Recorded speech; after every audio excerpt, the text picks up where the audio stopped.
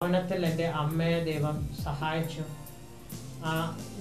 ഞാൻ പഠിച്ച സ്കൂളിലും കോളേജിലും ആണെങ്കിലും എന്നെ സഹായിപ്പാൻ അനേകം നല്ല അധ്യാപകരെ ദൈവം ഒരുക്കി തന്നു. അനേകം നല്ല കൂട്ടുകാരെ ദൈവം ഒരുക്കി തന്നു. എനിക്ക് പരീക്ഷ എഴുതുവാൻ വേറൊരു ആളുടെ സഹായം വേണം. ഒരു സ്ക്രൈബിൻ്റെ സഹായത്തോടു കൂടി മാത്രമേ എനിക്ക് പരീക്ഷ എഴുതാൻ കഴിയത്തുള്ളൂ.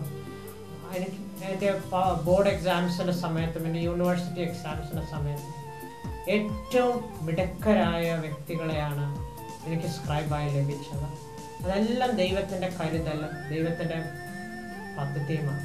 കാഴ്ചയുള്ളവരുടെ ഇടയിൽ കാഴ്ചയില്ലാത്തവനായിട്ട് ജോയൽ ജീവിക്കുമ്പോൾ അതിനെ എങ്ങനെയാണ് ജോയൽ കാണുന്നത്? എനിക്കൊരിക്കലും ഈ കാഴ്ചയുടെ വൈകല്യം എനിക്കൊരു വിഷമമായിട്ട് എനിക്ക് അനുഭവപ്പെട്ടിട്ടില്ല. കാരണം എൻ്റെ ബലഹീനതയിൽ കവിഞ്ഞു വരുന്ന ദൈവത്തിൻ്റെ കൃപ ഞാൻ അനുഭവിക്കുന്നുണ്ട്. ദൈവത്തിൻ്റെ അത്യന്ത ശക്തി ഞാൻ അനുഭവിക്കുന്നുണ്ട്. ഒരിക്കലും സമൂഹത്തിൽ നിന്നൊരു ഒറ്റപ്പെടലോ ഒരു തിരസ്കരണമോ ഞാൻ ഇതുവരെ അനുഭവിച്ചിട്ടില്ല. എൻ്റെ ഭവനത്തിൽ എൻ്റെ മാതാപിതാക്കളുടെയും സഹോദരങ്ങളുടെയും എൻ്റെ ബന്ധുമിത്രാദികളുടെയും സ്നേഹം ഞാൻ അനുഭവിച്ചു. ഞാൻ ചെല്ലുന്ന ഏത് മേഖലയിൽ, എൻ്റെ വിദ്യാഭ്യാസ മേഖലയിൽ എൻ്റെ കൂട്ടുകാരുടെയും അധ്യാപകരുടെയും മാനേജ്മെൻറ്റ് ടോപ്പ് മാനേജ്മെൻറ്റിൽ പെട്ട പ്രിൻസിപ്പളും സൂപ്പർവൈസേഴ്സും ഒക്കെ എന്നെ വളരെയധികം പ്രോത്സാഹിപ്പിക്കുകയും സ്നേഹിക്കുകയും ചെയ്തിട്ടുണ്ട്. എൻ്റെ ക്രിസ്തുവിലുള്ള എൻ്റെ സഹോദരങ്ങളുടെ സ്നേഹം ഞാൻ അനുഭവിക്കുന്നുണ്ട്. എല്ലാ രീതിയിലും എനിക്ക് സമൂഹത്തിൻ്റെ ആദരവും സ്നേഹവും എനിക്ക് അനുഭവിക്കാൻ കഴിയുന്നുണ്ട്. ജോയലിന് കാഴ്ചയില്ല എന്നുള്ളത് ജോയലിനെ നിരാശപ്പെടുത്തുന്നുണ്ടോ? ഇല്ല, കാഴ്ചയില്ലാത്തത് ഒരിക്കലും എന്നെ നിരാശപ്പെടുത്തുന്നില്ല. എൻ്റെ ദൈവം എൻ്റെ ജീവിതത്തിൽ ഒരു വാഗ്ദത്തം തന്നിട്ടുണ്ട്. എൻ്റെ കാഴ്ച മടക്കി തരും. ആ വാഗ്ദത്തത്തിൽ ഞാൻ ഉറച്ച് വിശ്വസിച്ച് ആ വാഗ്ദത്ത നിവർത്തിക്ക് വേണ്ടി പ്രത്യാശയോടെ ഞാൻ കാത്തിരിക്കുന്നു. ഞാൻ വാഗ്ദത്തം ചെയ്ത ദൈവം വിശ്വസ്തനാണ്. ഞാൻ സേവിക്കുന്ന യേശു കർത്താവ് ജീവിക്കുന്ന ദൈവമാണ്. അദ്ദേഹം മരിച്ചവരിൽ നിന്ന് ഉയർത്തെഴുന്നേറ്റു. ആ പുനരുത്ഥാനത്തിൻ്റെ ശക്തി എൻ്റെ ജീവിതത്തിൽ വ്യാപരിക്കുമ്പോൾ എൻ്റെ ജീവിതത്തിലെ സകല വൈകല്യങ്ങളും ബലഹീനതകളെ അത് തരണം ചെയ്യുവാൻ എന്നെ സഹായിക്കുന്നു. അപ്പോൾ തന്നെ എനിക്കൊരു പ്രത്യാശയുണ്ട്. ഈ ലോകത്തിൽ വെച്ച് എനിക്ക് കാഴ്ച ലഭിക്കും. എൻ്റെ കർത്താവ് എൻ്റെ കാഴ്ച മടക്കി തരും എന്നുള്ള പ്രത്യാശ എനിക്കുണ്ട്. നമ്മളെ മോഹിപ്പിക്കുന്ന ഒത്തിരി കാര്യങ്ങൾ ഈ ലോകത്തിലുണ്ട്. കണ്ണുള്ളവരെ മോഹിപ്പിക്കുന്ന ഒരുപാട് കാഴ്ചകൾ നമ്മുടെ സമൂഹത്തിൽ നമുക്ക് ചുറ്റും കാണാനായിട്ട് സാധിക്കുന്നുണ്ട്. ഇത്തരത്തിലുള്ള ഈ കാര്യങ്ങൾ കാണാൻ കഴിയാത്തത് ഒരന്ധനായതുകൊണ്ട് അത് ആത്മിക ജീവിതത്തിൻ്റെ അനുഗ്രഹമാണെന്ന് ജോയൽ കരുതുന്നുണ്ടോ? ഒരു പരിധി വരെ എൻ്റെ കാഴ്ചയില്ലാത്തത് എൻ്റെ കർത്താവുമായിട്ടുള്ള ബന്ധത്തിൽ എന്നെ വളരുവാനും അടുപ്പിക്കുവാനും എന്നെ സഹായിച്ചു. ഒരു പക്ഷെ എനിക്ക് കാഴ്ച ഉണ്ടായിരുന്നെങ്കിൽ ഒരിക്കലും ഞാൻ യേശു ക്രിസ്തുവിൻ്റെ സ്നേഹം അനുഭവിക്കുകയോ യേശുവിനെ അറിയുവാനോ ചെയ്യാൻ സാധ്യമാകുമായിരുന്നോ എന്ന് ഞാൻ സംശയിക്കുന്നു. കാഴ്ചയുള്ളപ്പോൾ ഈ ലോകത്തിലെ ആകർഷണീയമെന്ന് നമ്മൾ തോന്നുന്ന പല വസ്തുക്കളും ശരിക്കും ആകർഷമില്ലാത്തതായിട്ട് തോന്നും. ഇന്ന് ഈ ലോകത്തിൽ വർദ്ധിച്ചു വരുന്ന വഷളത്വവും പാപത്തിൻ്റെ മധ്യത്തിൽ കാഴ്ച ഉള്ളവർക്ക് ജീവിക്കുക എന്ന് പറയുന്നത് യേശുക്രിസ്തുവിനെ പ്രസാദിപ്പിച്ചുകൊണ്ട് കാഴ്ചയോടുകൂടി ജീവിക്കുക എന്ന് പറയുന്ന വലിയൊരു ബുദ്ധിമുട്ടാണ്. അവിടെയാണ് കാഴ്ചയില്ലാത്തത് വലിയൊരു അനുഗ്രഹമായിട്ട് എനിക്ക് തോന്നുന്നു. പക്ഷെങ്കിൽ ഒട്ടേറെ മനോഹരമായ കാഴ്ചകൾ ഈ ഭൂമിയിലുണ്ട്. ദൈവം സൃഷ്ടിച്ച ഈ സൃഷ്ടിയുടെ മനോഹാരിത അത് കാണാൻ കഴിയാത്തത് ദൈവത്തിൻ്റെ സൃഷ്ടിയാണ് ഈ ഭൂമിയും ഈ ഭൂമിയിലുള്ള സകല ചരാചരങ്ങളും. അത് കണ്ട് ആസ്വദിക്കാൻ കഴിയാത്തത് ഒരു യാഥാർത്ഥ്യമാണ്. ചെറിയ തോതിൽ അതൊരു നിരാശ ഉണ്ടാക്കുന്നുണ്ട്. പക്ഷെ അതിനെക്കാട്ടിലും വലിയത് എൻ്റെ കർത്താവാണ്. തേജോമയനായ, തേജസ്സിൽ ആനന്ദപൂർണനായ എൻ്റെ കർത്താവിനെ കാണുവാൻ സാധിച്ചതാണ് എൻ്റെ ജീവിതത്തിൽ ഏറ്റവും ഞാൻ വിലമതിക്കുന്നത്, ഏറ്റവും ഭാഗ്യകരമായി ഞാൻ കാണുന്നത്. ഇന്ന് നമ്മൾ ലോകത്തിൽ മനോഹരമെന്ന് തോന്നുന്ന പല വസ്തുക്കളും അത് നശിച്ചുകൊണ്ടിരിക്കുകയാണ്. അത് മനുഷ്യൻ്റെ സ്വാർത്ഥത മൂലം ദൈവത്തിൻ്റെ സൃഷ്ടി ഇന്ന് ലോകത്തിൽ നിന്ന് അന്യപ്പെട്ടുകൊണ്ടിരിക്കുകയാണ്. അത് നഷ്ടമായിക്കൊണ്ടിരിക്കുകയാണ്. അപ്പോൾ അതിൻ്റെ മധ്യത്തിൽ ഒരിക്കലും പതിനായിരങ്ങളിൽ ലക്ഷങ്ങളിൽ അതിസുന്ദരനായ എൻ്റെ കർത്താവിൻ്റെ സൗന്ദര്യം ഒരിക്കലും മായാതെ, എൻ്റെ കർത്താവിൻ്റെ രൂപം ഒരിക്കലും എൻ്റെ ഹൃദയത്തിൽ നിന്ന് മായാതെ നിലനിൽക്കണം എന്നാണ് എൻ്റെ ആഗ്രഹം. ഇപ്പോൾ പഠിച്ചുകൊണ്ടിരിക്കുന്ന എന്ത് കോഴ്സാണ് പഠിക്കുന്നത്? ഇപ്പോൾ ഞാൻ എറണാകുളത്ത് society for rehabilitation of visually challenge എന്ന സംഘടനയിൽ കാഴ്ച വൈകല്യമുള്ളവർക്ക് വേണ്ടിയുള്ള ഒരു സ്പെഷ്യൽ ട്രെയിനിങ് ചെയ്തുകൊണ്ടിരിക്കുകയാണ്. അവിടെ 3 തരത്തിലുള്ള ട്രെയിനിങ് ആണ് കൊടുക്കുന്നത്. ഇന്ന് കമ്പ്യൂട്ടർ ട്രെയിനിങ്, ഈ ജോസ് എന്ന് പറയുന്ന ഒരു സ്പീച്ച് സോഫ്റ്റ്വെയർ ഉപയോഗിച്ചിട്ട് എങ്ങനെയാണ് കാഴ്ച വൈകല്യമുള്ളവർക്ക് കമ്പ്യൂട്ടർ ഉപയോഗിക്കാൻ സാധിക്കും എന്ന് ട്രെയിനിങ് തരുന്നുണ്ട്. അതോടൊപ്പം തന്നെ വൈറ്റ് കെയിൻ ഉപയോഗിച്ചിട്ട് മൊബിലിറ്റി ട്രെയിനിങ് തരുന്നുണ്ട്. ഇതോടൊപ്പം തന്നെ കമ്മ്യൂണിക്കേഷൻ സ്കിൽസിലും പേഴ്സണാലിറ്റി ഡെവലപ്മെൻറ്റിലും ട്രെയിനിങ് തരുന്നുണ്ട്. ഇതിലേറ്റവും പ്രധാനം കമ്പ്യൂട്ടർ ട്രെയിനിങ് ആണ്.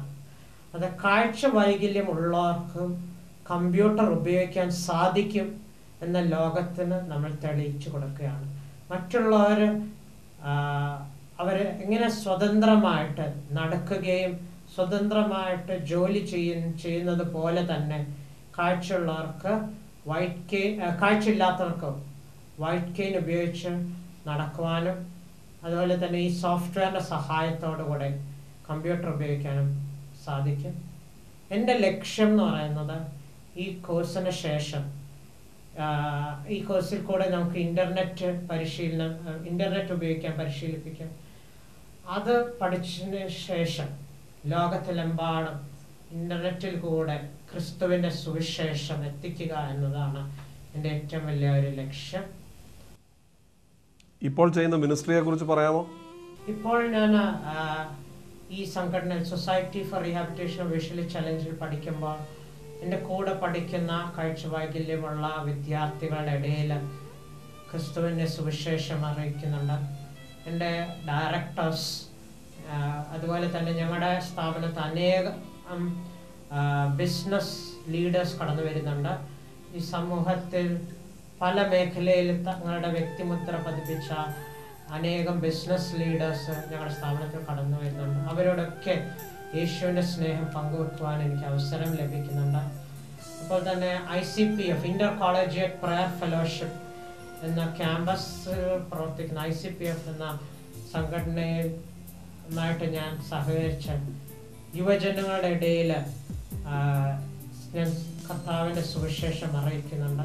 ഞാൻ പഠിച്ച കോളേജുകളിലൊക്കെ എൻ്റെ സഹപാഠികളോടും അധ്യാപകരോടും ക്രിസ്തുവിൻ്റെ സ്നേഹം പങ്കുവെക്കുവാനും അവരുടെ ഇടയിൽ ഒരു പ്രകാശമായി തീരുവാൻ കർത്താവിനെ സഹായിച്ചു. അപ്പോൾ തന്നെ ഞാൻ തിരുവല്ലയിൽ എൻ്റെ ഭവനത്തിലായിരുന്നപ്പോൾ എൻ്റെ ഭവനത്തിൽ എല്ലാ ശനിയാഴ്ചയും ഒരു യൂത്ത് മീറ്റിംഗ് ഉണ്ടായിരുന്നു.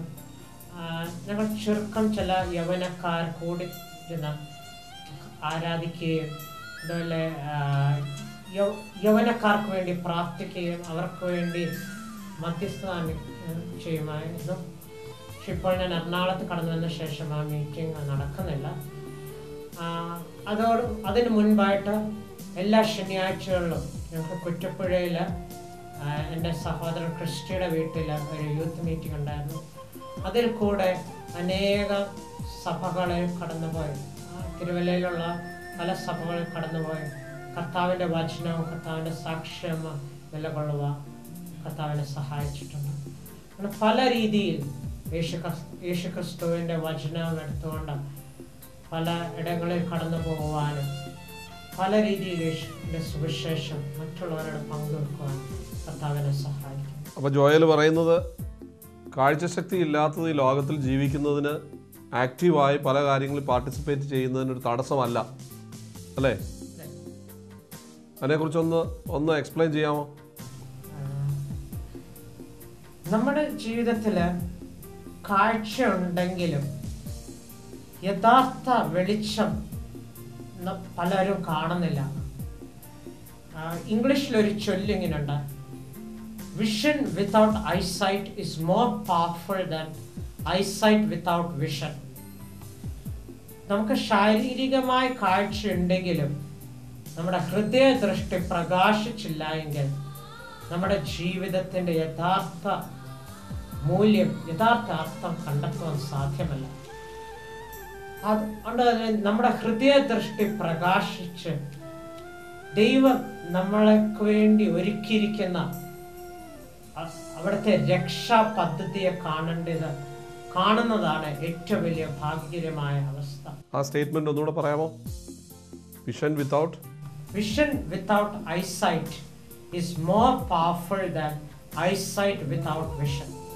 അതായത് നമുക്ക് പുറമേ കാഴ്ചയുണ്ടെങ്കിലും നമ്മുടെ ഹൃദയദൃഷ്ടി അന്ധമായിരിക്കുന്നുവെങ്കിൽ യഥാർത്ഥ വെളിച്ചമായ യേശുക്രിസ്തുവിനെ കാണുവാൻ നമുക്ക് സാധിക്കാതെ വരും.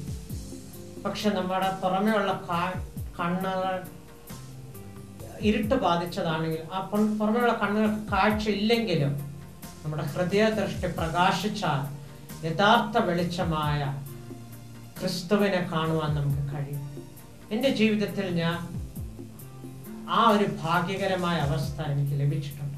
അപ്പോൾ തന്നെ യേശു ക്രിസ്തു വിശ്വസിക്കുന്ന മുഖാന്തരം എൻ്റെ പുറമെയുള്ള കണ്ണുകൾക്ക് എനിക്ക് കാഴ്ച ലഭിക്കും എന്നുള്ള വിശ്വാസം ഉറപ്പും എനിക്ക്.